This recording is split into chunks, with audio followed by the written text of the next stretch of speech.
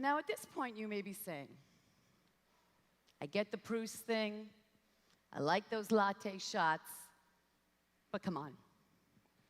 What about all those crazy, zany, redonkulous videos and clips like our friend Super Shibe, or stuff like this? One more dawn, one more day, one day. 2, 4, 6,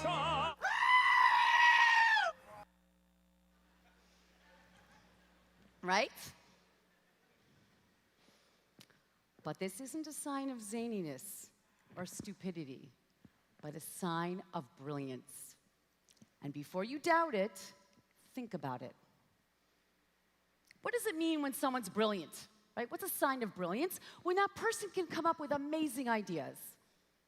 And how do those ideas get formed? When we connect two seemingly unrelated, disconnected notions or objects that, when brought together, reveal something novel. Now, at the level of neuroscience, this happens when synapses fire up in our brains. And here's where it gets super interesting.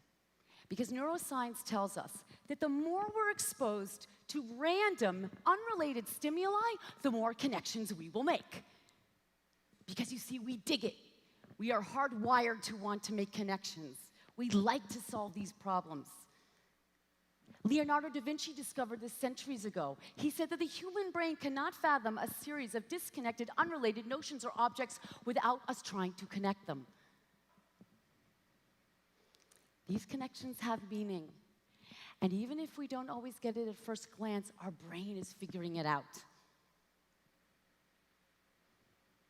Now, what does this have to do with the visual web? As soon as you jump into the visual web, let's say it's a Pinterest page or a YouTube site, you're exposed to a whole array of random stimuli, clips and images, and they may be from a world away or your own backyard, or from yesterday or today. And there's no filtering by some outside source.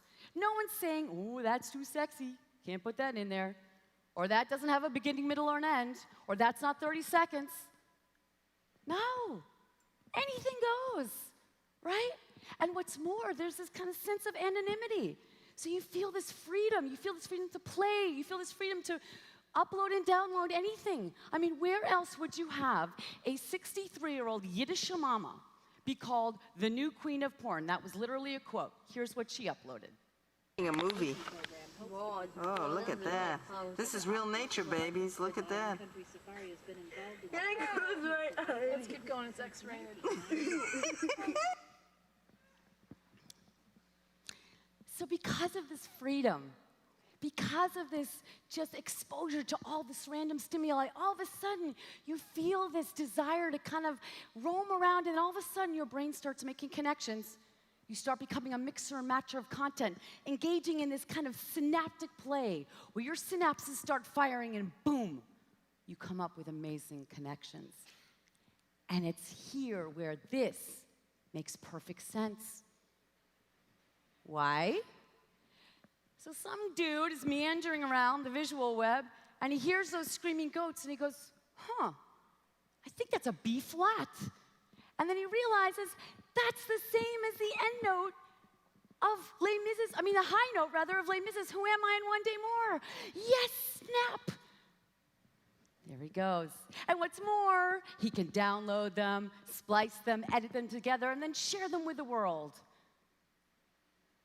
And even if we're not the ones literally engaging in this synaptic play, even if we're not the ones creating this stuff, right? Even if we're just witnessing and watching all these combinations, our brains are getting all fired up, right? Because we want to find the connection. What's going on here? We're digging it. We're like, what's going on? What's going on? Yes, I get it. And we're so excited by it. And then you know what we say back to the creator? I like the way you synapse. And you know what happens to us? We start going, hey, wait a minute, I can connect that to something else too. And we start realizing how creative we can be. Hence all the iterations of the Screaming Goat videos, right? Or the Dancing Fox videos. My daughter cannot sing Taylor Swift's Trouble You know that song? I knew you were trouble when you walked in. She can't sing that without going, ah, throughout it. Right? Because that's what she's watched is that video versus the actual Taylor Swift video, was the mashup. And of course, this explains why there's iteration after iteration after iteration of our friend Super Shibe. It begs for this synaptic play. You're mixing and matching these words along with its face and popping it into something in pop